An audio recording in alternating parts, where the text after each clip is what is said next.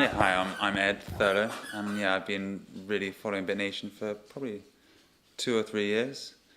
And I guess the thing that really excites me about Bitnation is this paradigm shift that I can see it, envision happening with it, where this previously group of services that you had really no competition for, now suddenly have like a canvas for people to provide their own competition. So I think that really, the core of that is reputation. And like everyone who wants to travel anywhere in the world has a passport these days, and you kind of just got born with that. You didn't really have any choice in, what it constitutes, how it gives you a right to travel, or who accepts it. And I think if Bitnation can break that, almost that monopoly on identity, that would be really fantastic. Personally, I'm really excited in the Bitcoin kind of ecosystem on how trade can, physical trade can come more into or can add more organic value to this new sphere of value, which I guess is mostly at the moment backed up by energy and community. And the project that I'm working on involves incentivizing a transparent supply chain, starting with the seeds and focusing on the food supply chain. And I'd like to see that in the long run, almost each plant or each product having a kind of a community around it that can project and influence. And like we have lobbying today with different corporations, but we've seen like the natural world doesn't really have that much influence. So I'd like to see if there's a kind of a group of people that are organized with a decentralized structure like a DAO around different plants.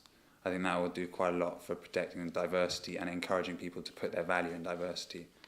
And a lot of what I see here is that cryptocurrency is unlocking. It's not creating value, it's just unlocking value that's already there. So when I have a conversation with someone, or I buy some tomatoes off the lady down the street or something, there's like a value being transferred that's not necessarily utilized. Maybe she gives me a recipe for tomato soup, or I know you like your cooking, James, so like maybe you give me, on Facebook you share something, there's some recipe, and there's a value there, but it's not necessarily always tapped into. And I think Bitnation and Bitcoin, and hopefully what I'm going to do with Seed, will allow people to tap in their attention, basically, because that's what gives things value, their attention, and to allow them to focus their attention on what they really value and how they build that value.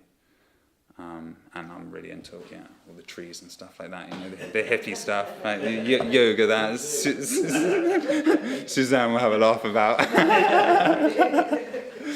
But that kind of perfectly illustrates what I really love about the community in the Bitcoin, is how different all the kind of minds that are coming together. And there's this kind of unity through diversity, and that's what we really want. And I think that's what Bitnation really pushes. It's like, why do we need to, why can't I be part of this tribe and that tribe? And not everyone has to be part of everything, but we can be part of lots of things.